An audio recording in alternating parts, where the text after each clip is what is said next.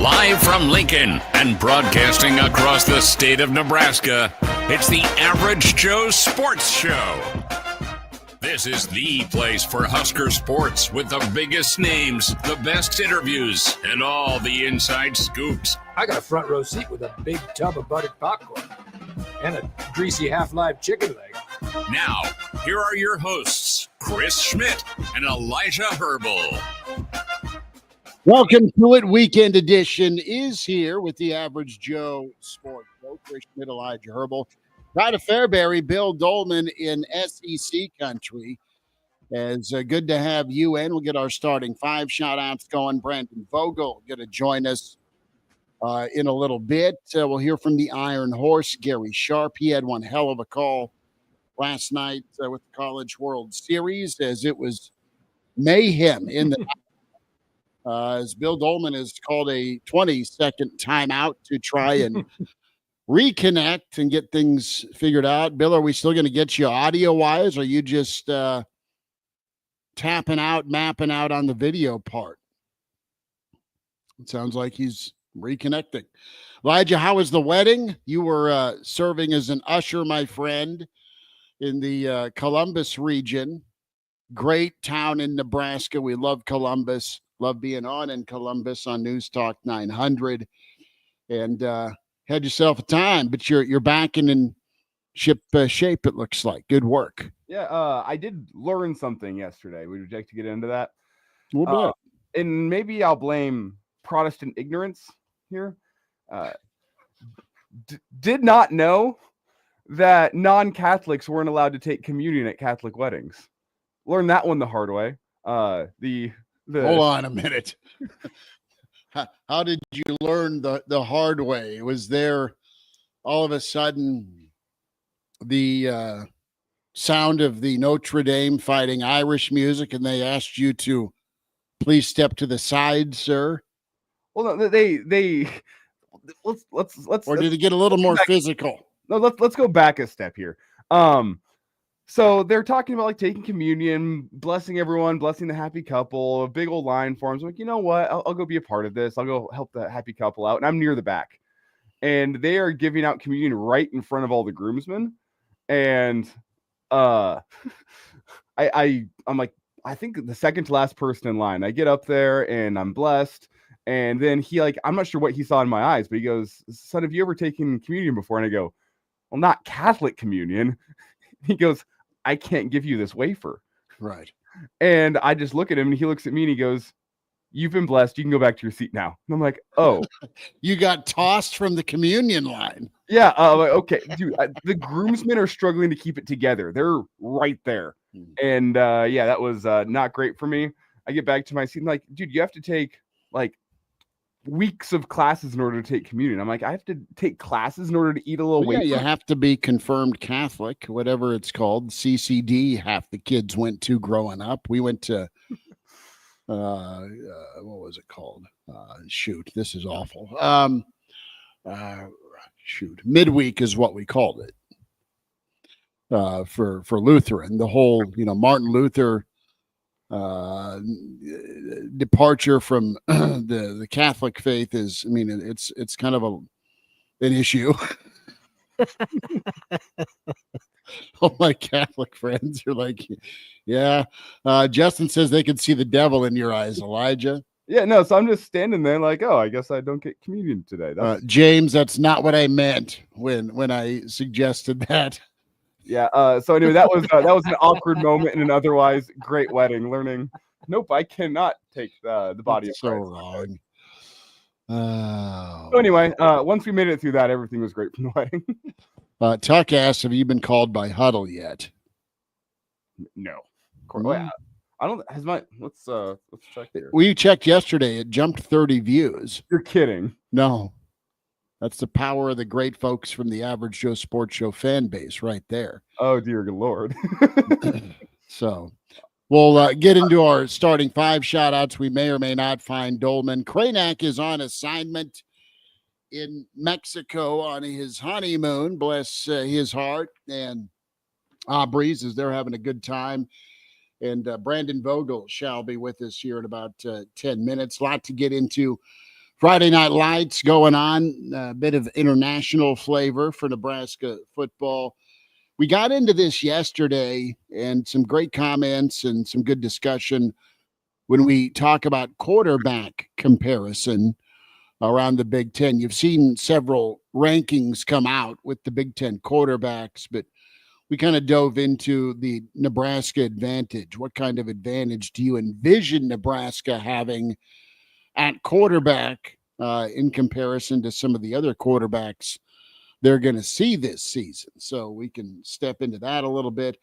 And the College World Series, Bloody Mayhem, just a party yesterday with Pat Casey joining the show in mid-flush as we started the interview. So that was always good. We'll get the starting five shout-outs going. And big shout-out to Justin, who beat us in the stream. So Justin is here. Tuck, late as usual, wouldn't be average any other way. Our friend Walter, south of Philly, with more insult to Wisconsin this week. Just a reminder, Wisconsin's D was dead last in TFLs last season. That's a handy stat for you. Brian Snitley, part of the Boulder Peace Treaty, is in. Thoughts on Texas Tech's attempt to buy a championship. They're loaded up. Tennessee coach already crying about tampering after her all SEC third baseman went to Tech.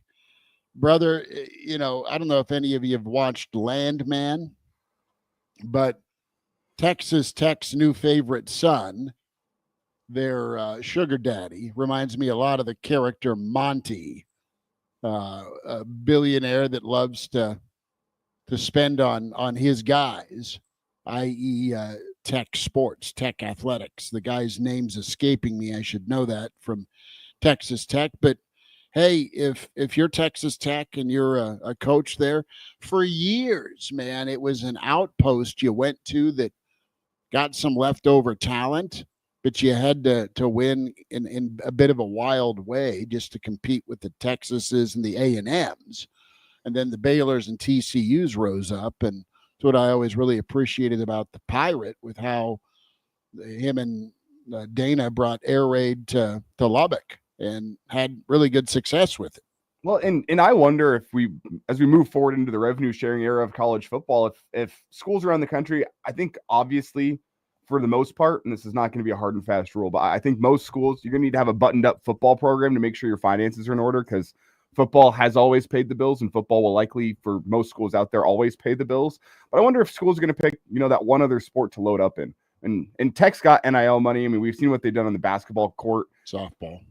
Yeah, do they pick softball now too as a sport to load up on? Where Mississippi State seems to be loading up on baseball. Mm-hmm. I mean, Nebraska could be a school. I know they have great NIL resources as well, but this could give them an even bigger advantage in the volleyball side of things moving forward. Like, is this just going to be the reality where teams are going to say, you know what, we're going to load up on, say, softball or women's basketball, whatever it may be, and go outspend everybody else because we have a fan base that's passionate, and we're going to load up on that to keep them happy and understand there's not many other schools out there that are going to be able to compete with us from a financial standpoint. Like, is that what Texas Tech does moving forward with their softball program? Say, we have a passionate fan base, let's load up here and let's go be great at softball. It's possible. Well, I think a lot of schools are the ones that are really competitive and serious are gonna have your football, your basketball, and then they'll pick a third. All right. I think you're going to end up in a pick three situation for many of them, because it's still pretty important for that Director's Cup. You want to be pretty diverse in how all of your sports are performing, and that's a feather in the cap of many athletic directors with the where they finish standing wise with men's and women's sports. And right now, we can get into this discussion. What are the three you pick for Nebraska? What are the three sports you want most investment in? I think we know the first one. We absolutely know the first one. But what second and third when you want it to be resource driven? Where do you want most of the elbow grease going? Do you want it into men's basketball? Do you want it into baseball? Do you want it into wrestling? Do you want it into softball? Do you want it into women's basketball, and I'm not trying to dismiss any of the other sports, but number 2 is going to be volleyball, right? Volleyball. Number by, 2 by default, because money. Volleyball is one of very few, right? So it's football and volleyball. So what's that third wheel for you? If you're a Nebraska fan, but presumably you want you want 6 to thrive. Corn Raider in CWS, nice games. You have James saying, yep, lots of money in Texas. NASCAR Eric is here. Good to have NASCAR Eric. The other Dave checking in. Heard from Kobe, Tuck, and of course, we'll get more. Rocco is in. Happy Saturday. Average Joe's $1.380 says, hey, fellas, Andrew is in. Game Dog is here. Game Dog with some sobering statistics with Nebraska quarterback play. And I agree with you, Walter. Billy Bob Thornton was incredible in season 1 of Fargo. Totally agree with that. We'll get more of your comments. Yep, Cody Campbell, Snitley, right on, is the fella that's funding everything for Texas Tech. On the recruiting front, the Friday Night Lights edition, Nebraska, quite a few visitors this weekend, a lot of international flavor. And we talked with BC yesterday about Valdon Sone. He is the defensive lineman out of Virginia by way of Sweden. And that is the player Nebraska went to go visit with Terry Braden some time ago. Nebraska in there trying to do their best. There's a lot of competition for Sone, the defensive lineman, but Nebraska putting their best foot forward. You see Matt Rule's tweet last night? I missed it. It's the mother of all seafood towers. I did see this. Continuing to highlight just the kind of food and grub you get at Nebraska with on a regular basis. I will say crab legs hanging off the side. I mean, it looked impressive. For the most part, I'm not going to trust seafood in Nebraska, being the most landlocked state in the country. Something tells me the Husker football team that doesn't apply to them, though. They could probably ship it in fresh day of with the amount of resources that they have and the amount of focus that Matt Rule puts on the training table, making sure everyone gets the best. But, I'm always a little bit dubious of seafood in Nebraska. I'll say this. I mean, you can get it flown in. A lot of places that are renowned for their seafood, and I'm not a big seafood guy, but they'll fly it in fresh. You'll get your lobster from Maine. You'll get your crab legs from wherever you get your crab legs from, and pretty good options there. But yeah, you want to avoid certain spots, presumably for seafood in a landlocked state. Without further ado, let us talk with Brandon Vogel from Counterread, counterread.com. And Vogues, we're touching on the seafood gamble. No gamble for Nebraska, Matt Rule, with that seafood tower. I do believe it's Brandon Vogel approved with the amount of crab and crab legs and lobster tail, and I'm sure some scallops. And you're a guy that I think probably knew his seafood when you were back in Boston. Have you ever rolled the dice in state when you're in Nebraska with the seafood, other than the walleye and crappie beer battered version?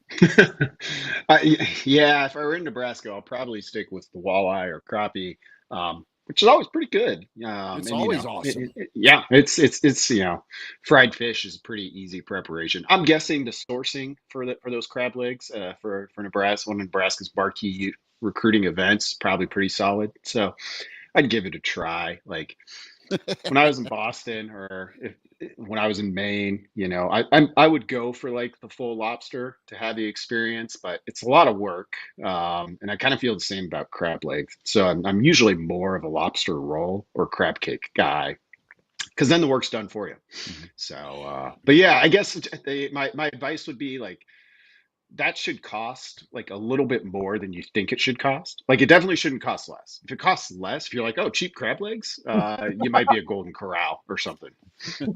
And no shade on the old golden option, but Right. you just kind of politely walk by that section of the buffet. When we talk about flying stuff in, Nebraska, of course, flying in the parents of, I don't know if Nebraska flew in, let me reset that, but Sone, his parents were on hand for the Friday Night Light camp. He's the defensive lineman we've kind of chose to focus on this morning. And what's your feel and take? I know that Hal Mummy has talked about it. Leach talked about it. They've got Hofken on the roster now from Germany. Nuili was an exchange student that played line a few years back. How about that international market, tapping into it if you're Nebraska football? You don't have to go that often, but occasionally you can hit a home run with it. Yeah, I think the thing that sticks out to me about it is, well, big picture, like, 10, 15 years ago, that used to be basically unexplored territory. And that's becoming less the case. I mean, you can see with the offers he has, that's definitely not the case. But you're still, given the relative, I guess, uncommonness of international athletes, it's becoming more common. You're still kind of looking for those guys that are the freak athletes. Like if they lived in Georgia, they'd be 4 or 5 star based on their athletic ability. And you understand there's going to be a learning curve, but you're betting on yourself to be able to flatten that out. The thing you have at the start and is really tough to build is just elite athleticism. So I think we're starting to see that with international recruits, kind of across college football, because everybody kind of sees like, oh, look at this guy. He can, leap over tall buildings and run really fast. So the competition is becoming more difficult. But Nebraska has certainly, between, his parents making this visit and Nebraska going there to Sweden,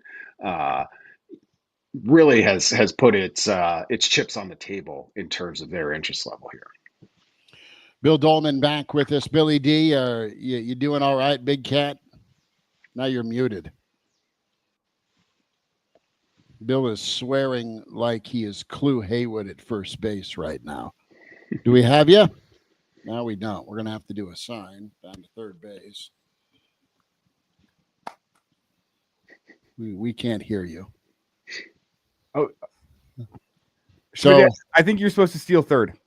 That's a wrong answer. I think we have him. Bill, we got you? Yes, we have you. What did I miss? Well, we're talking about seafood. Ignorance at Catholic weddings. There's been plenty. And the recruitment of Sweden's own Valden Sone. Bill, do you go heavy on the seafood in Nebraska when you're back here? I have one rule in life: if you can't see the ocean, don't eat the sushi. Okay. Other than that, it's pretty much free reign. But I like it. Can't see the ocean, don't eat the sushi. Second question this morning: have either of you gotten kicked out of a Catholic communion line? I've been kicked out of one. No. I have been told to sit in my seat and not get up. Yeah. Some of us should have been told that last night, because some of us were like, oh, let's celebrate the happy couple, take some communion, and oh no, I can't have the wafer because I haven't taken those weeks of classes in order to learn how to properly take the wafer. I don't know. I blame my ignorant Protestant upbringing. I've been told no, not you. They were checking papers at this wedding. Justin said it best. I think the priest saw something in my eyes. He knew I'd done this before. He said, "Son, have you ever taken communion before?" And I said, "Not Catholic communion." He goes, "You can sit down. The aisle's that way." You, sir, need to sit down. You've had enough wine tonight. I had no wine that night. That's why I was going up for communion. It's one way to get a drink at a wedding, I guess. He didn't even know the people getting married. He just said, Just went in for a pot of wine. hors d'oeuvres and drinks. Bang. Before the ceremony's even over, I better get up there now. But I'm glad the groomsmen saw the humor in me getting kicked out of line. So Yeah, I was the comedic relief at least. yeah. Sir, you need to go sit over there, and we'll let you know when you can leave. Yeah. Interested Vogues and Dolman, as we were talking, Brandon, with NIL right now, you've got football that'll pay the bills. And then you've probably got a secondary sport that you have some history at pick a university. And then there's a third, pick three, for lack of a better term. I want to ask you, folks, about volleyball. Does Nebraska, what do you believe they do NIL-wise in comparison to some of the other powers? Does Nebraska continue to spend, or will they need to continue to spend? And I ask this because the program's rolling at an elite level for a Final Four almost by default. I don't ever take that for granted, but that's the level they're playing at. What do you think moving forward? Because hierarchy-wise, football pays the bills. Volleyball's been the best, but it's probably number two. And then what do you sink your for the third pick here? What do you sink those resources into to be good at? Now, Troy Dan and the Nebraska want your major sports all to be good. They want baseball going to the postseason. They want softball doing what they're doing. They want wrestling to keep kicking ass with Coach Manning. They want Husker basketball to be dancing. I mean, so those are part of the answers here. But if you have to prioritize, what are you prioritizing? Yeah, it's a really fascinating and kind of difficult question on the volleyball front to start. I'll admit to not having a great knowledge of like what the NIL space is like there. But, looking at it kind of zoomed out, Nebraska was so consistent, was just kind of rolling. And, there's a handful of programs like that in college volleyball that for them, NIL kind of became an entry point to, I think, for other programs to grab some high-end talent that in a lot of cases kind of consolidated at the Nebraskas, the Penn States, places like that. Because they all wanted to have kind of the best college playing experience. And, if you're good enough to get an offer from a program like that, you can go there and win a ton of matches. Now you kind of add a complicating factor of like, hey, some people are going to be interested. Some people need to be interested in kind of the financial piece of it. So I would imagine Nebraska probably has to spend on the NIL side. It probably needs to keep up with what's out there. Like when Nick Saban retired, a lot of people talked about, Alabama kind of got a Nick Saban discount because guys wanted to go and play for the greatest coach of all time and win a ton of games. I think Nebraska probably had something similar to that. But when you add revenue sharing to the mix, I don't know how that changes things. But I would expect, football is going to be the primary investment when you talk about the revenue share piece of it in most places. At Nebraska, I think volleyball has to be second. The third one, which I think is kind of the wild card spot, most places gets really interesting. I mean, I don't know if you guys happen to see like what Texas Tech has done in softball in this transfer what kind portal. of started this conversation. Yeah, it's crazy. But they see an opportunity there. So does Nebraska go that route where it's like, well, men's basketball is our second biggest revenue sport. That makes most sense. But there's going to be basketball. You've got the Creightons, the Marquettes, all of the non-football schools essentially that have an immediate advantage in terms of if they can go the full 20.5 million, that's their biggest sport. And you're going to struggle to keep up with that. So I think honestly, based on where they were at and some of Mark Manning's comments after their second place finish, the NCAA tournament, I think wrestling is a real contender for this. Like they're close. Penn State's going to be, nobody topples Penn State right now, but can you narrow the gap a little bit? Which Nebraska kind of did this year anyway. I think there's got to be a clear understanding of what the College Sports Commission's ruling authority is and what it is over. Is it over all sports legitimately, or is it really just over football? And the NCAA, which is really only going to exist as a tournament sponsor, right?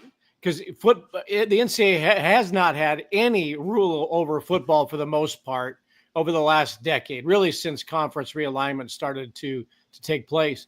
This College Sports Commission is supposed to, okay, the schools are going to decide how they're going to disperse their $20.5 million. And then it's going to escalate, minimally over the next, 3 to 4 years, and then through the next 10 years. And then we're going to do this all over again, right? But the NIL aspect of all this is supposed to have some type of IRS audit scrutiny that anything over $600 has to be legitimized. So I'm guessing Nebraska volleyball didn't bring the Italian Olympic player over a couple of weeks ago just because she wanted to wear dear old Nebraska, U red. Mm-hmm. Something enticed her to come over here. The players from Florida who have left, the players from Pitt who have transferred, I'm talking volleyball recently, they're leaving for money. But is this College Sports Commission going to be the auditor of NIL deals in volleyball? Are they all going to be legitimate deals? Or is it really just going to oversee how much football players are making and making sure that if they do make money, that they're doing legitimate work and not just going to a car dealership to read the newspaper or scroll on their phone or whatever? That still needs to be defined as to just what governing bodies are going to be doing and how they're going to audit the money. And I don't think until there's a clear understanding of that Texas Tech, it's the wild west of Texas. I mean, they can probably decide we're going to have 2 or 3 multi-million-dollar players on our softball team because that's what we want to be good at. Volleyball be damned, right? There's the big story this week about Texas Tech and its football palace that it built, for $250 million. Okay, is there going to be some type of spending limit on what you can do with facility? I don't know. I don't think you can ever in place, but we don't know what the black and white is going to be in terms of what money is going to be allowed and where it's going to be allowed to go. I think for Nebraska, going way back to the beginning of this, it's football, shock, men's basketball, and then I think the others, because look, Danny Busboom Kelly is following in the footsteps of one of the pioneering coaches in the history of the sport. And then his successor, who had even greater success in building on what he did. It's only reasonable to assume that the program is probably going to step back a little bit as she gets her footing.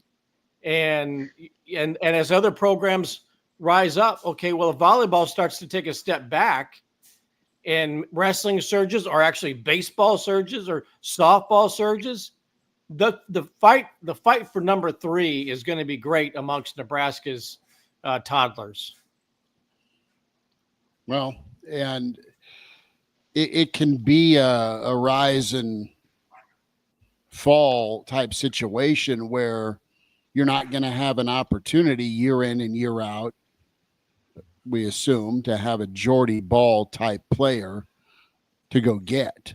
I mean, it'd be great for Nebraska softball if there's more Jordy Balls out there, but there just aren't. I mean, she is program changing. That's how incredible she is. But there may be a player you hit on if you're Fred for basketball to get a year or two to go make a run, and maybe that's how you view it, and you can get lightning in a bottle. Football, you got to sustain, you got to climb, you got to win, you got to get back to being some semblance of what you were, and that's someone that competes for championships in your league and beyond with this playoff expansion.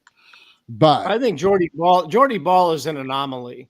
I look, I don't know what her NIL deal is or what it was. Maybe I'm Pollyanna here. I think she transferred from Oklahoma to Nebraska because the heartstrings were pulling her back, not the purse strings. I think once she got here, there was plenty of money to be found. But again, I might be naive on this, and that Rhonda Revelle and Lee Steinberg and all the other great agents of all time, Jerry Maguire, got together and put a deal together for her to come back and concoct a story that she loved Nebraska so much and she wanted to be around her fiance. I don't believe that to be the case. I think she came back home because she was homesick. That's what she said. And they got her and they said, oh my God, we've got the best player of this era. Let's compensate her. Let's find a way. That's not going to happen again, probably ever, for any program that the best player in the country just decides to transfer because she wants to go home. I don't know if Nebraska fans have the stomach for multi-million-dollar softball deals. I could be wrong. I think there's a very passionate faction of Nebraska fans that softball is their deal, just like the Matt Coatney Brigade loves its women's basketball team. The John Baylor fans love volleyball. But I think softball has its place, and right now it is enjoying the greatest player that it's ever had for another year. But I don't think Nebraska is going to say, hey, we got the transfer from UNLV and we're going to pay her $1 million. I don't think that that's there. The hope is to kind of spark something where the next great in-state talent goes to Nebraska and not Oklahoma this next go round. So you're not having to get a portal hit in this situation that really lines up perfectly for Nebraska, the way you laid it out there. Brandon Vogel with us from Counter Read. I don't think we blink much about what you're paying a quarterback or an offensive tackle or an edge rusher. The numbers are not public for us, but there's been significant investment, we all know, with some of those difference-making positions in football. That's the way of life. And the hope is that your dude on 3rd and 8 that you just got from Missouri can go do a Sioux reenactment and make a play. You're hoping your quarterback is going to be better, and we talked about this a bit yesterday, Vogues, is going to be able to out-duel if need be, or for sure go make a play or two in some key moments, either getting you into the right run call or making the throw, presumably, with this wide receiver group. And you're just – I think there's an attitude, and there should be for Nebraska football, whatever it costs. Doesn't matter. Get back to some prominence. Yeah, I would agree. I mean, so much of this hinges on like the revenue sharing piece of it's, fine and good. I mean, it's effectively a salary cap for college football or for college athletics, and we'll see.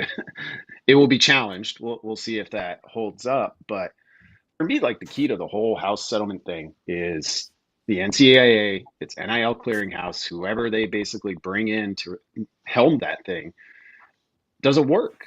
Like, Carson Beck at Miami, rumored between $3 and $4 million. Like, if that's for a legitimate business opportunity, are there businesses out there getting a return on that investment? And are they willing to keep making that investment going forward? And the key piece, like if it doesn't look legitimate, is there actually going to be someone to put a stop to it? It's in place, but we don't know what it's going to be in practice. So in some ways, like, if that clearinghouse is good at doing its job, it levels the playing field pretty significantly. Like what Texas Tech just did in softball probably goes away because, like, particularly, in Lubbock, in that sport, like it's clear they see an opportunity and they're trying to exploit it, which all fair game for now. But that's supposed to be changing. So those things where, it's like, if you see an opportunity, spend the money, don't be afraid to do it. Well, technically there's now going to be a rule that maybe you can't just spend what it takes. is that actually going to happen? I guess would be the short way to frame like the biggest question for me for the future of college athletics. And the other part of it too, with this window of opportunity, you got about one spot that is willing to spend 7 figures on softball. That's Texas Tech. Yeah. And there's not a roster of 7-figure investments. There's 1 or 2 pieces that you go get, that you identified appropriately. You have more pieces for football for sure. I'd be interested to kind of get the rundown of volleyball, that ledger. And then for basketball, and basketball, you're going to have it in every locker room, but as small as the basketball locker room is, that's something to be wary of, where the guys that have got you to a certain spot are getting X amount of dollars. You bring in a new couple pieces. I think back, Vogues, you'll like this. Think back to the old Scottie Pippen era where the Bulls wanted Tony Kukoc so damn badly. And that upset the apple cart for a brief period in Chicago because they'd underpaid Scotty for years. And let's go throw a bunch of jack at Tony Kukoc. I mean, you're going to have that situation a lot in your college basketball realm. Aside from your Connor Flagg dudes that make a ton of money and drag everybody to the championship game with you. I mean, you're just going to have petty jealousy and frustration.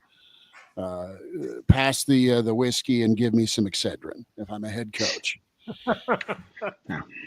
Yeah, I mean, it'll be, like I said, so much of it hinges on the actual enforcement of what's about to be in place.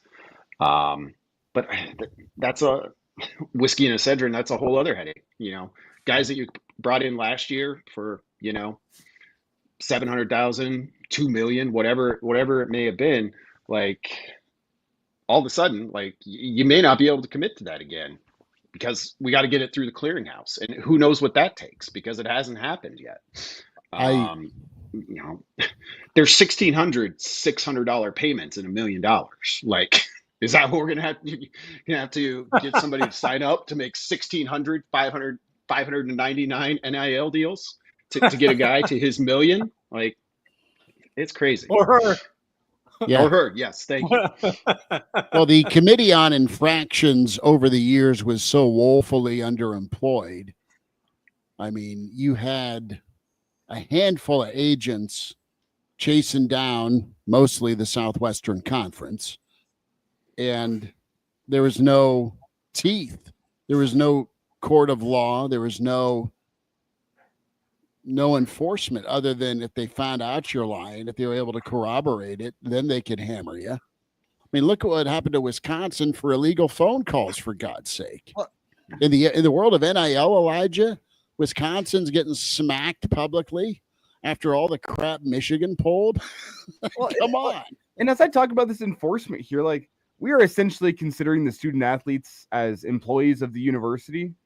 That's what the revenue sharing comes out to. Like, I don't understand how you can have somebody sit there and say, no, that's not actually what you're worth. Your market value is not that. Like, if you think about it from an employment situation, like, how could somebody step in the radio industry and say, you know what, Elijah, you're making this much, but we don't think that's fair. We're going to knock X amount of dollars off your salary to make it more competitive for everybody else in the radio market. Like, that doesn't feel like it should be legal. And I don't know the ins and outs of the laws here, but that feels like a court battle waiting to happen with somebody saying, wait, how are you going to tell me that I can't make that much? I'm worth whatever they're willing to pay me, and this is what they're willing to pay me. It is a flat out mess, isn't it? Well, I mean, we all described the NIL space that currently existed as the Wild Wild West. And now the NCAA has a new arm, and their mission is, okay, go settle the Wild Wild West. And how long did that actually take in practice? Who's Wyatt Earp? Who's Doc? Right. I mean, right. And don't forget, they have to go to class and get their homework done too. They're students first and athletes second. Right. The professor weighs in with some reality. Is it student, employee, athlete, student, employee? I don't know. I mean, the revenue sharing again, part is a nightmare because half the schools won't be able to afford it. I mean, you've got too many colleges right now that are struggling financially anyway, let alone to bring on 700 athletes on payroll. That's why the sad part is going to be cuts to sports eventually. Mm-hmm. And some colleges have already done it. Yeah. Nebraska has fought against doing it and talked about different ways to bring in revenue, whether it be the new University of Nebraska athletic director for wedding planning and the ticket master booth at at Memorial Stadium, whatever it's going to be that they can try to bring in money. Good on them. They found a lot of ways to get the Nebraska brand out there and do that. But at some point, and I hate it because, I love Olympic sports. It's on the hat, right? I mean, I hate for Nebraska to cut its biathlon team. But at some point, it's going to have to happen to where you're just going to say it's not sustainable anymore to pay the bills for sports that cost a lot of money in facilities, whether it be women's swimming, because you have to have Title IX, but they cut the men's swim program a couple decades ago, but they still have the pool, which is an incredible expenditure for the Devaney Center. You've got men's gymnastics, which has 12 to 15 programs left in the country. Women's gymnastics is still relatively a thriving sport because so many girls compete in it. But at some point, the bottom line is the bottom line, and you're going to have to find ways that are going to be more bottom line friendly than what colleges are spending right now. Concerts, weddings. If you have your Husker pharmacy, once the medical marijuana finally gets over the old goal line, you got your beer sales, and put your kiosks in where you can't bet on Nebraska, but you sure as hell can lay the heat on Dion. So eventually, if Nebraska pulls the strings, do you think there's enough power there to get the DraftKings Sportsbook Lounge at Memorial Stadium? As long as you're avoiding betting on the Big Red, yeah. I mean, there's going to come a day whenever we're going to be able to bet on the Big Red at Memorial Stadium. The Pete Rose honorary kiosk. Pete Rose never bet on his own team. No, he would bet on his own fellas, and then there'd be that fourth or fifth pitcher that he's like, yeah, we're gonna leave old Ricky Vaughn onto this off to the side today, and we're not gonna place a bet. Vogues, what's happening with Counter Read? How can folks subscribe? Tell us what you and Aaron Sorensen are up to. Yeah, it's twice weekly newsletter from myself and Aaron Sorensen. I always say twice weekly, but because that covers both options. We actually do 4 a week. 2 are for subscribers. 2 are free for anyone to read. Come in, check out what we're doing. So you can just head to counterread.com. Continue to work through the summer piece of it, which is a lot of kind of off-season football look aheads, recruiting, dropping in on the rest of the sports at Nebraska as there's news there. So I like to think it's a pretty good mix each week of different things and hopefully some unexpected things that just show up in your inbox. So the convenience level is high. Love it. Counterread.com at Brandon L. Vogel on Twitter. That's where you follow him. Vogues, have a good rest of your day, bud. Thanks for joining us. You too, guys. Thanks. All right. Weekend edition continues here with the Average Joe Sports Show. Like and subscribe. YouTube and, of course, Spotify, iTunes, Google Play. There he is, Gary Sharp. 75 years of CWS in Omaha. Greatest show on dirt. Sharpie, incredible work with Westwood, bud. And thank you. You've seen a lot of crazy baseball, my friend, but that was a crazy ninth, even for you. Yeah, that was the Oregon State Louisville game was wildly entertaining. And you went, what the hell? The top of the ninth and then the bottom of the ninth. It was, the College World Series had a good day yesterday. It's, it's kind of we talked about this, I think, last week. It's a weird, in a good way, field of the variety of teams that you have here. And both games delivered. But here's the thing. That was the appetizer for tonight. Like last night in the stands at Louisville, Oregon State, it was like, oh, this is family friendly. Now tonight for LSU, Arkansas, you're like, oh, I wonder if somebody will die. Blood in the water tonight. It's going to be absolutely insane in Omaha tonight. In the infamous words of Chow, but did you die? I love it. Talk to me a little bit here about what you're expecting tonight. Well, sentimentally, Arkansas is my favorite, but they're also, I think, the best team in the field. And this is probably, Dave's been here now 10 times, 8 of them with Arkansas and the 2 that came with Nebraska. And this is probably his best opportunity when you look at the team that he brought here compared to the field.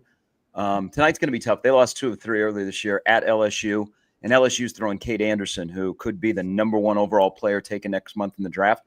But this sets up pretty good for Arkansas. I mean, they have a really, really good team that they constructed kind of a portal roster. But I expect it to be a great game. There's 2 great pitchers. Zach Root, who is from East Carolina, who is one of the top players in the SEC, is throwing for Arkansas. It'll be a fabulous game. And then don't forget, guys, we have a Big Ten team that made it to the College World Series. Right. I'm not sure if you guys know this or not, but the Big Ten, not the Big Ten Network, even though the SEC and the ACC Network are here, the Big Ten has a team in Omaha. I'm not sure their fans know it either based on the Jell-O shot count. No. So technically 3 of the 8 teams are from the West Coast. They don't get into the Jell-O shots like the southern part of the country does. Like so they're kind of, you know what? I'll take a mojito. Okay, do you have mojitos Jell-O shots? I need some sparkling white wine. Yeah, there are not a lot of the one thing about this field is you only have 2 SEC teams. They don't have large fan bases. Like UCLA, Murray State could be a little light in the seats tonight or this afternoon when they play at 1. You don't see a lot of UCLA, Arizona, Oregon State people bouncing around. But, UCLA was here a couple of weeks ago, and John Savage, after they got beat by Nebraska in the Big Ten championship game, he said, I think we'll be back here. And people are like, next year? And he just like walked out the door. So they don't really have an ace. But they're a well put together team that's kind of young. So I'm interested to see UCLA, but go Big Ten, right? Yeah. Keeping the tradition alive. Our newly adopted crew, the old Bruins. Sharpie, important question to ask you because this is how we started off the weekend edition. One of us in the screen was asked to leave the communion line. Yesterday at the wedding he was at the Catholic wedding he was an usher at. Have you ever been asked to move to the on deck circle, so to speak, in the communion line? Whoa! Not even when I first got my first communion in those first few years that it's like a big deal to go get communion as a little kid. No. Well, we are shaming poor Elijah Herbel. He had a great week on his Huddle film from 2017, but it all came crashing down last night when he thought some food and drink sounded amazing. I blame my Protestant upbringing. I didn't realize they did additional Catholicism. I thought it was just, hey, everyone come on down. It's open for everybody. Open bar.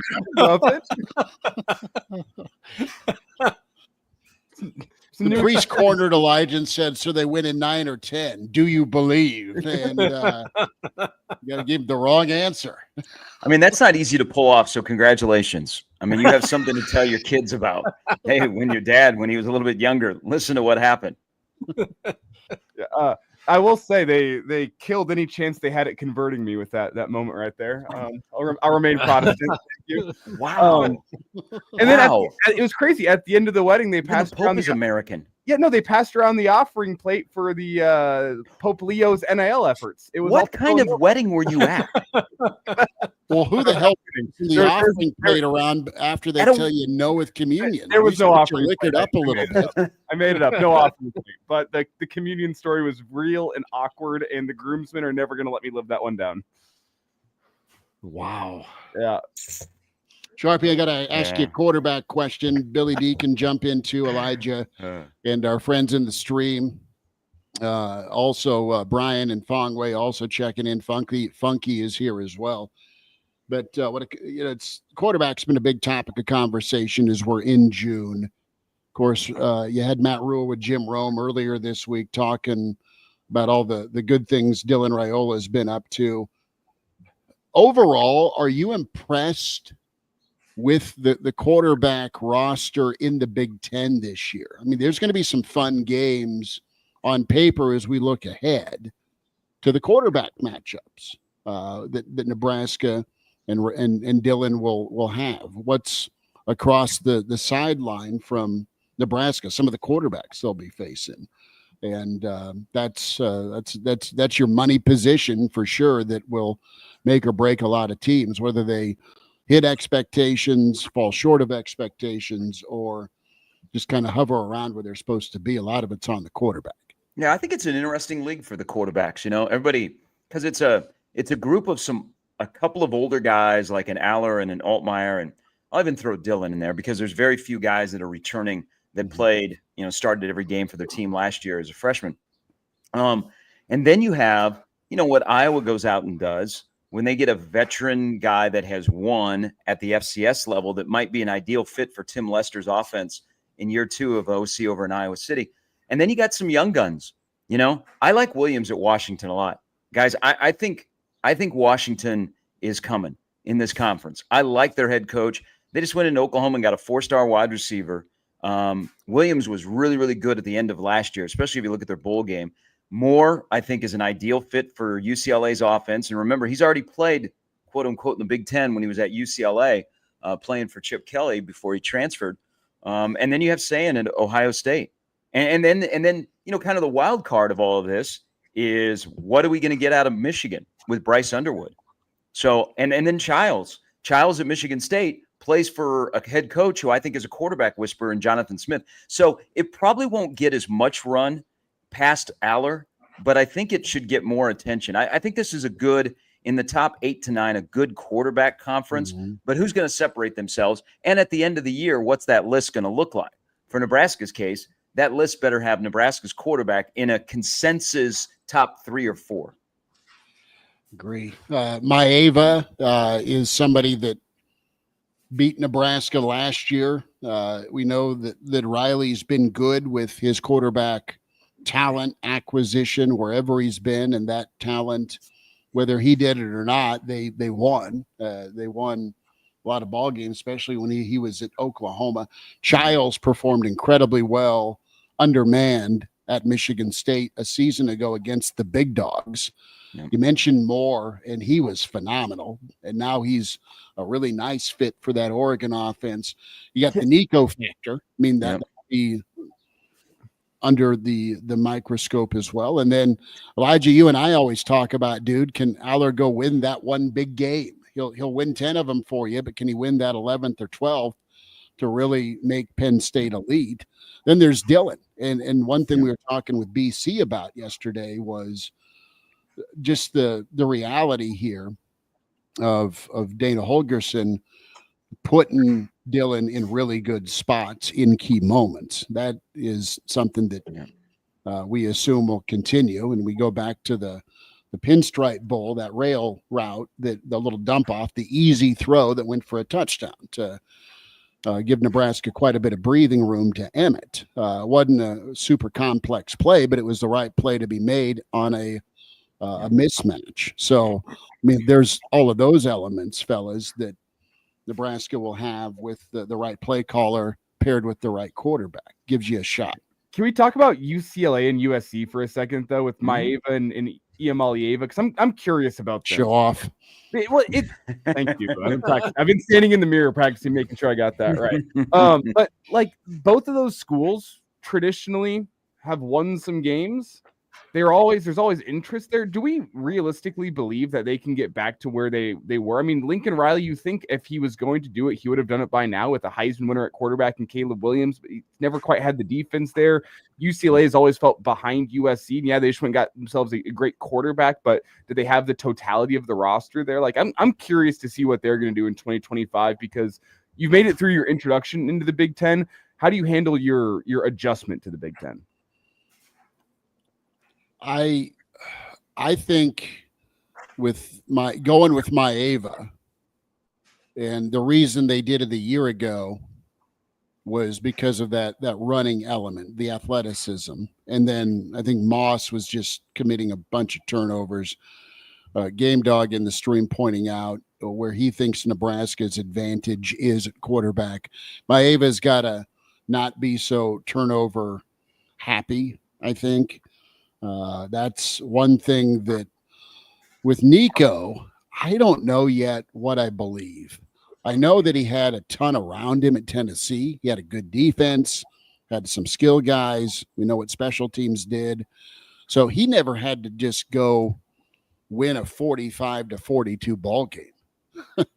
And I don't know how many of those will be happening in UCLA. I think UCLA is absolutely undervalued with some of the fellas they have. They just never live in as a program. They've never historically lived up to the talent they've always had on campus. So I might be more bullish on UCLA in 2025 than I am on USC. Game Dog has strong words for Lincoln Riley and Maeva. I think UCLA lost too much in the draft. I mean, for that team to have that many defensive players drafted like they did last year, I think that's going to be a lot to ask to recoup. And that defensive coordinator is now at USC that kind of built that defensive side of the roster for a second season. So, well, and UCLA is a new offensive coordinator too. I mean, they jettisoned Eric Bieniemy pretty quickly. So you've got a new quarterback and a new offensive coordinator. And as much as you sit in the office together and go over film and say, here's what I see, what do you see, and what do you like, and all that, it still comes down to how well you can do that when the play clock's winding down and what kind of relationship you have together. That's going to take some time for Nico. I'm not going to try it, but Nico and the offensive coordinator, the offense, and all those for all of them to get on page together. And that I think is the danger. I think, it was sexy that he picked UCLA, the starter from Tennessee, but that's going into a whole different area, a whole different team, a whole different style of football, and a brand new offensive coordinator who's not just trying to get to know his quarterback. He's got to get to know all of the other personnel that there is on that team. That's why I go way back at the head start Nebraska got with Dana Holgorsen, with the last 25% of the season and a bowl game, and then he gets to lock himself in the stadium while everybody else is gone. That's why Nebraska's so far ahead in this offensive in this assistant coaching turnover cycle. So UCLA has a sort of a proven quarterback, but in a different system, in a different place, in a different conference, and an offensive coordinator who's new, trying to get to know everybody, not just him. I'm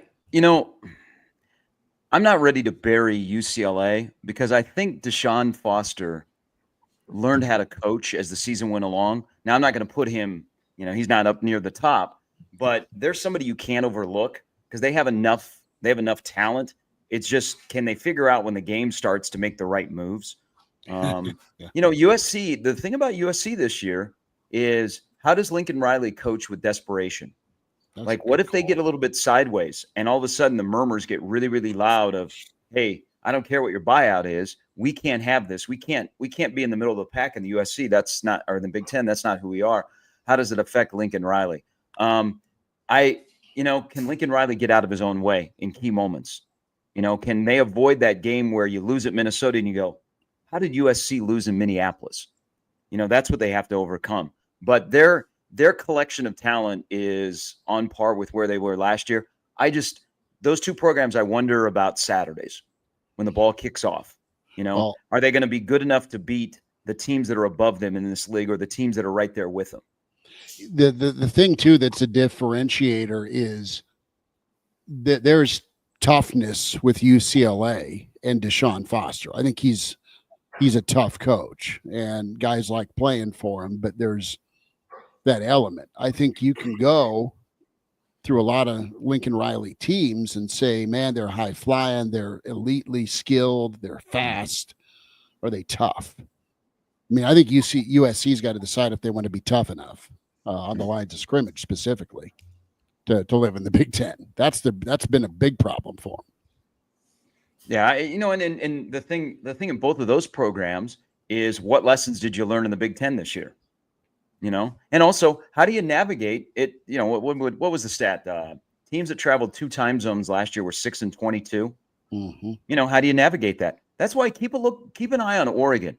Oregon early in the year has a couple of long trips, and one of them is the whiteout game at Oregon. So we'll see what lessons that USC and UCLA learn playing in this league.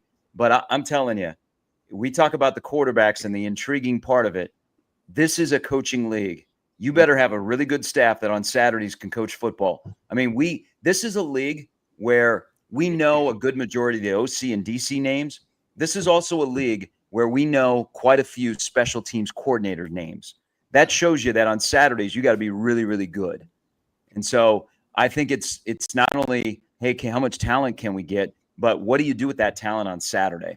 Because schools in the Big Ten are spending that excess TV money on their staffs. They're making big-time DC hires, OC hires, or they're stealing guys from other programs that are in their own league.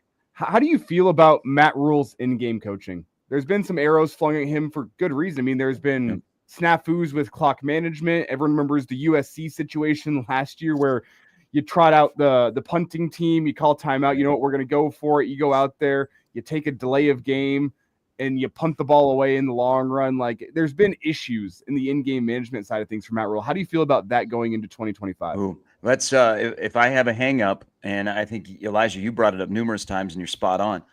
That's one of my hesitations with the Rule is it's not just a Nebraska thing.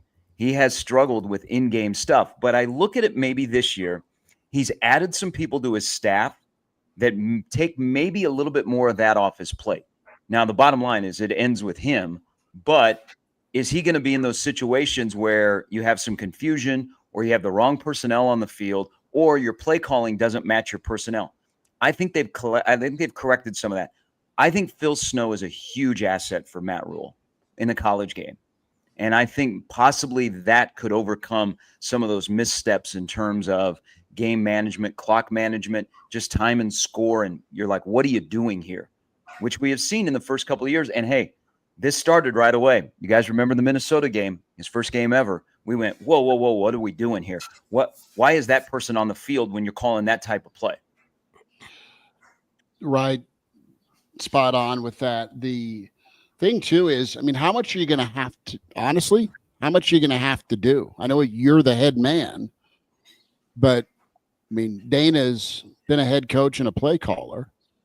Let him drive the bus in those moments where you're the overseer. Just step out of the way, for lack of a better explanation. And defensively, you've got 2 defensive guys. You've got Butler and you got Snow that you touched on. Know the situation, go over it in meetings. Here's what we're going to do if the situation calls for it, and let those guys, specifically Butler as he's coordinating, call it, handle it. And if it isn't handled, you got to jump on the grenade for the fellas. But as the boss, the buck stops with you. So everybody better be on point in those moments. You don't have to necessarily get involved, but let guys do their job and hope they do it. Isn't that what a CEO? I view the CEO is? Yeah. No, Bill, go ahead. He's become a CEO. Yeah, that's fine. That's exactly what I was thinking. I see these some pairings in the hierarchy of Nebraska football. I think yes, Matt Rule is the CEO of the Nebraska Football Corporation, working in conjunction with Patrick Stewart. I think you've got Butler and Snow working the defense together, with Snow being a liaison to the CEO, if you will. Dana Holgerson is the head coach of Nebraska's offense. And I think he and Donovan Raiola probably have some type of cooperative thing going because the offensive line is so important. But still, that offense is Dana Holgerson's. And I think that there may be a suggestion box for Matt Rule to go to that Dana Holgerson will take things under consideration. But I think that offense belongs to the offense, to the OC and the offensive line coach. And then Mike Eckler's out there kind of on his own thing, doing his own thing, which he has probably earned the right to do as the special teams coordinator. And because some of the problems, as Elijah was alluding to, that we see where you're scratching your head with Nebraska football the last couple of years, are special teams and clock management. And do we kick? Do we punt? What are we going to do? And then you've got the miscues, whether it's been inefficiency with a long snapper. You've got kickers that have the yips, whatever.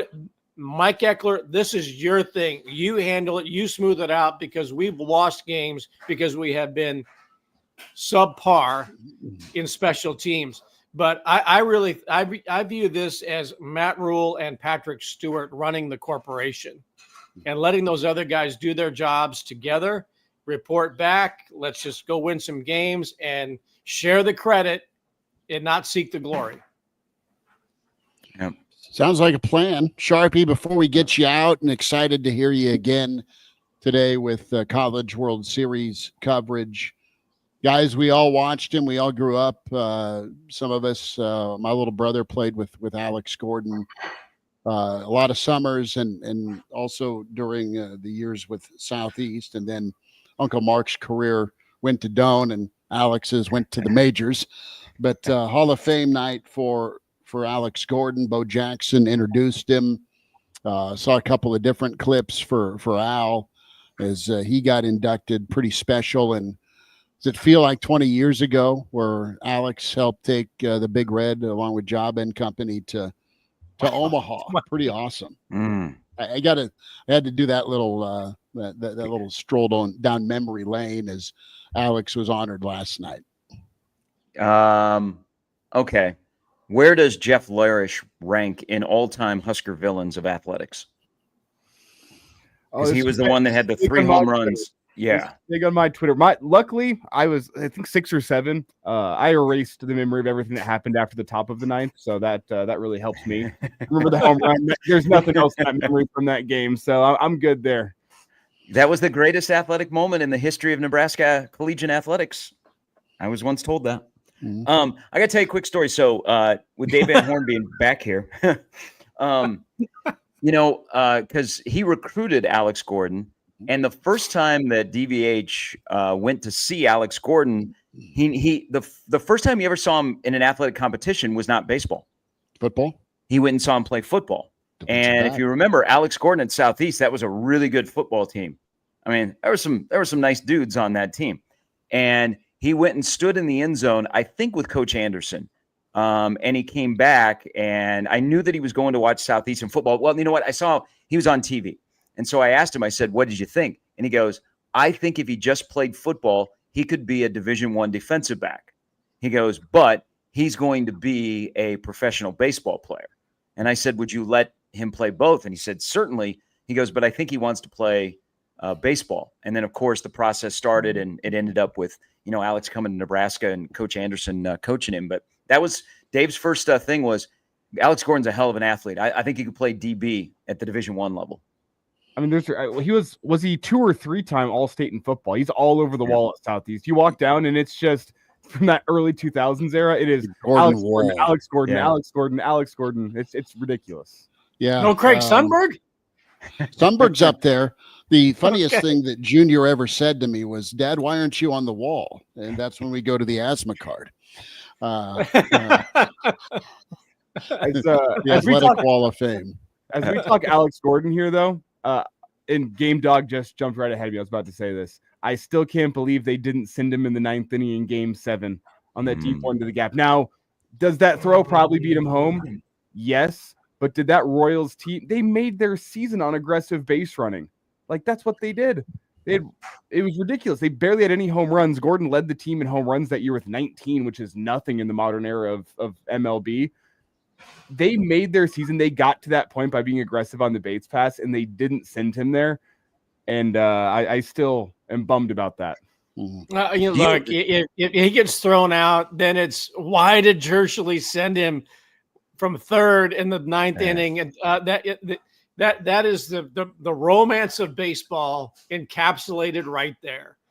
Why didn't he send him? And if he gets thrown out, why did he send him? I don't have the Royals lineup memorized. I'm sure all 3 of you guys do. I don't know who was at the plate when Gordon was at 3rd. That you would have taken the bat out of his hands if you send him and he gets thrown out. Was it Hosmer at the plate? It wasn't Steve Balboni. But I do know Hamlin. I would rather put the pressure. I would rather put the pressure on a relay throw in the 9th inning of Game 7 than I would. I think it was Bumgarner on the mound closing it out in the 9th. I trust my chances putting the pressure on a high stress relay throw than saying, you know what, Madison Bumgarner, we're going to go get a base hit off of you to go tie this game up. Andrew. It was Salvi. Yeah, you're not going to take the bet out of Salvi. So one other thing about Alex Gordon, and he periodically will bounce back into Lincoln. Mhm. Is he also so the great moments that he had in his career? Does he also have one of the most iconic photos in the history of Nebraska athletics? So I am pretty sure it's the College World Series game that is shared, often. Remember, Alex always had his batting helmet, whether it be with the Huskers or in the Royals organization or with the Royals, just caked with pine tar. Yeah. And he's getting up from home plate and he is just covered in dirt. And it's a photo that is shared, a couple of times every baseball season. I think it's one of the more iconic photos of a Nebraska athlete. It is. I mean, there are moments in the Hall of Fame video the Royals staff put together was pretty awesome, with parts of the media session, but also that iconic home run in Game 1 of the World Series. Quick shout out to that Southeast football team you alluded to, Sharpie. With Alex, you had the Rude Boys, and of course Jake Muehlheisen. Not too shabby, and I think old Nick Baugh playing quarterback. So a lot of D1 dudes on that squad. Well, let's have a little knockout here. Darren Erstad or Alex Gordon? I got to go Erstad. I'll dive into the deep end here because of my age. I'm going Gordon. I actually got to watch him play for Nebraska, so I'll go with Gordon. I'm going Erstad because of the two sports. I'm going Erstad because he played at Buck Belzer. Yeah, I'm going Erstad because of that punt against Miami in the Orange Bowl. Hey, but also double extra point. Erstad and John Vedra. Yeah. Double extra point. Hey, here's the thing about Erstad, kind of Elijah, and Elijah wasn't born when Erstad was playing. It's funny to hear because I remember those games at Buck Belzer. There was nobody there. Bill can relate to this, that after Erstad got drafted first overall and he got to the majors and, he wins a World Series with the Angels, the amount of people that were like, oh man, when I was watching Erstad play baseball, and I'm like, no, you were watching him wear number 6 playing football. I did not see you at Buck Belzer watching him play wearing number 17. Okay. I got to do it. And this, I didn't go see the Erstad era, but I saw the Pete O'Brien era in his serial killer glasses. Dad and his 2 softball buddies would shockingly get free tickets to see Nebraska softball in April, and yeah, there'd be like 4 of us there, and we were kind of it at Mount Buck, and then things progress while we're in college, and there's a bunch of Husker staff bringing in extra bleachers. Gary, you were there calling the game for that Texas series where it's just elbow to elbow. And then Birch taking down Rice in that super regional. It was cool. Yeah, it was moved into the new digs. It's the Dave Van Horn effect. For the sure. one thing that Nebraska baseball has never been able to replicate since those days is the metal bleacher thunder. That would spark a Husker baseball rally when people would stomp their feet on the Legion Field grandstands at Buck Belzer Field. Well, the good old days when the Buffs and Iowa State would come to town when they had baseball programs. Hey, that's the thing. Like one more, I love DVH. So his 5 years at Nebraska, 4 regionals, 3 supers, 2 College World Series, ticked off Texas, had people fall in love with Nebraska baseball statewide. So they finished 4 of those 5 years. They finished ranked. He hasn't been here since 2002. Since 2002 to this season, Nebraska's been ranked in the final polls 5 times. Wow. Man.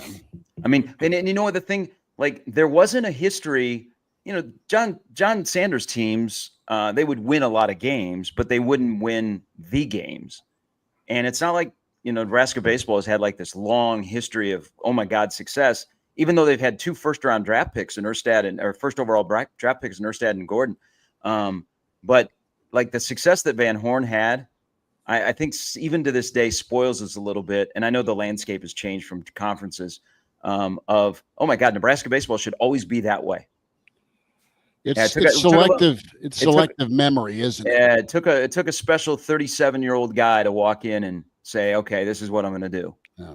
And that's what he was and remember another thing, and I'm going to bat for DVH, and I don't care.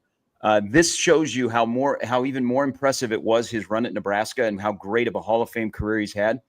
Remember, guys, he got hired around Christmas of that year, and they started practice a month later because they fired John Sanders on a Friday night in December with security outside of Bill Burns' office because he thought that there was something go down after he told Sanders that he was out. And then Bill had to go search for a head coach.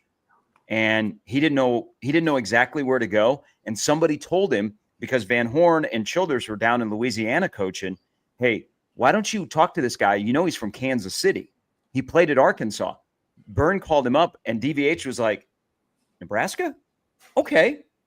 and right before Christmas, they finished the deal. Like they announced it before Christmas, but in terms of all the I's and T's and all that kind of stuff, he came in a month later and the program started. And in 98, they were like competitive. Mm-hmm. And he had no idea what his roster was. So he took that in that short amount of time, and then 99 and then whatever. But I always give credit to Dave Van Horn. He developed Nebraska baseball statewide because when their season was over, they would go and do camps throughout small towns in Nebraska. And it wasn't just outside of Lincoln or Omaha. They would go out west. And it was Dave, Mike Anderson, Rob Childress, Kevin Cook. It was their coaching staff and a couple of players. It wasn't like, hey, they're sending out the GAs. So that's why I really hope that this is the year he gets a national championship because, man, he has grinded. He deserves it. He's 64. He loves Nebraska. Up until recently, him and Rob Childress owned property together south of Lincoln because those were the hunting grounds. They would sneak back into Lincoln in the fall, possibly go to a football game or go hunting. And then Rob came back here, and Dave still has a soft spot in his heart, and he's got Cam Kozel from Millard South on his roster. That's pretty awesome. Could Dave still have Nebraska, could Nebraska have kept him? I know it was Arkansas, and I think people in Nebraska at the time thought, well, it's just a foregone conclusion that he's going to go. I don't think Nebraska's never had any hard feelings. Nebraskans, hard feelings about him leaving and going to Arkansas. I think whenever Arkansas is on, and I think they're the hometown favorite because of Dave Van Horn. Whenever they do come to Omaha for the CWS, which, as you mentioned, has been several times, but could Nebraska have kept him, or was Nebraska just like, well, we're probably not going to be able to keep him anyway? So let me give you some insight, and if some of our listeners remember this, because John Bishop and I were doing the games, and I got to know Dave really, really well and his family. I knew that he was pretty honest during that last year around the College World Series that he was being courted by Arkansas because Norm DeBryan was retiring, and people are like, you got to bring the hog home. He was being called home. Then I was talking to him after, because Nebraska went 2 in the queue, and Dave didn't have a very good College World Series. His 2 years there, I think there were some mistakes out of the third base box that hurt Nebraska, but that's beside the point. So it was Monday, and I talked to him, and I said, how you feeling? Blah, blah, blah. And he gave me the indication that it was not a done deal. So Bishop and I got together, and we had Nebraska fans drive to Broadcast House in Lincoln at 44th and O and sign a card to have Dave stay. And then it got to Tuesday, and we had at least 1,000 people show up to sign a card. We had these gigantic cards.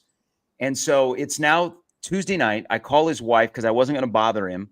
And I said, and Bill Byrne was, he was pretty honest with Byrne about what was going on. And I said to his wife, I said, hey, we're doing this thing. And she goes, I know, I saw it on TV. It's really, really sweet of you guys. I said, can I stop by to drop them off? And so Dave and Mariel lived in South Lincoln, out by Highway 2. And I drove to their house and I walked in and I had these cards. And I said, hey, I go, whatever you do, I always respect you. You've been an important part of my life. I've enjoyed this run. But I just want to give you something that fans had done.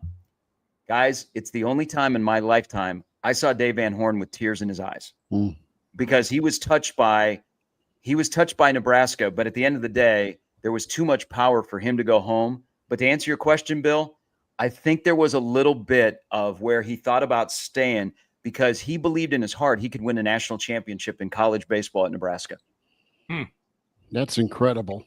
And that speaks to the fan base, man. I mean, the fan base that we've had a chance to cover and hear from for years is just second to none. And that's special to get a thanks for everything card and understand that, listen, with old Frank Broyles in Arkansas calling you home, but yeah, you just knew with it in that moment, it was slim to none. But the other side of it being, look at what we've done here. Yeah. Look at what's facility-wise coming. Yep.